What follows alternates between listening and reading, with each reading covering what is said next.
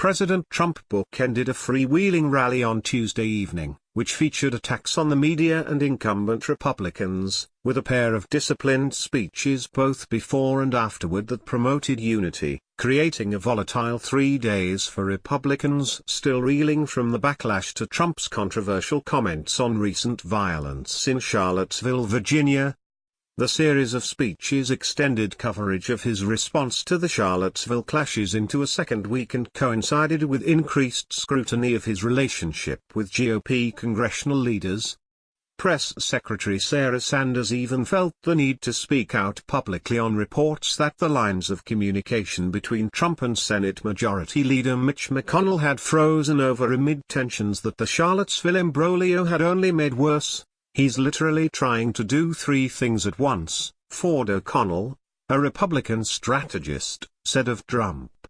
"He's trying to pass his legislative agenda, fire up the base and push back on the media narrative that he's a racist." Trump had opened his primetime national security address on Monday with his most forceful call for unity since the white supremacist rally in Virginia turned violent on August 12. But he launched into a lengthy relitigation of the controversy over his response last week to Charlottesville during his rally in Phoenix on Tuesday, and the president reverted back to the formality of Monday's remarks with a speech in Reno, Nevada, on Wednesday dedicated to veterans and national unity. The main concern from members of Congress is there remains a desire to see more of a focus on delivering on the economic agenda that was promised to voters, said Kevin Madden, a Republican strategist and former Mitt Romney campaign aide. So the more tactical the White House can get with the president's travel and message, the more political capital he can build up, Madden added. Rallies that create headlines about internal party battles among Republicans just make that harder to achieve. Trump took aim during his rally on Tuesday at Senator Jeff Flake, although he did not mention the Arizona Republican by name until the following morning and did so only on social media.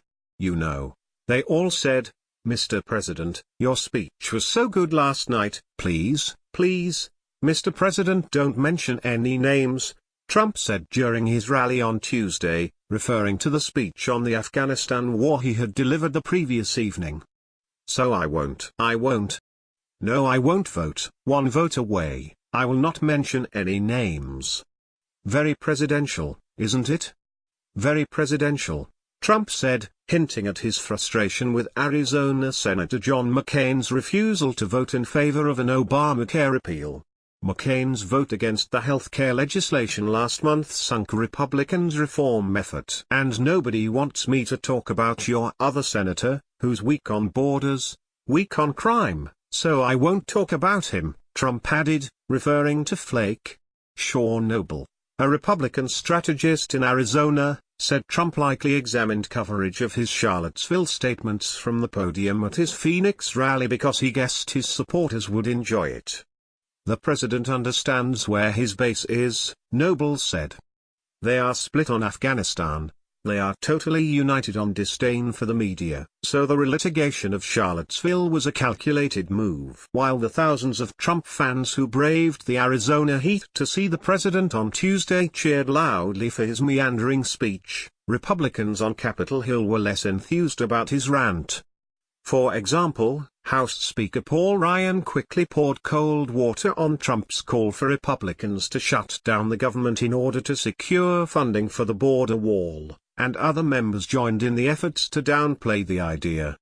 Ned Ryan, CEO of American Majority and a former writer for President George W. Bush, said Trump will need to rely on the D.C. establishment he bashed at Tuesday's rally when the spending and debt ceiling fights of September arrive. "My concern is that Trump views this disagreement in symmetric terms wherein both sides need each other equally," Ryan said. "Quite frankly, right now the GOP Congress does not think that it needs Trump nearly as much as he needs them."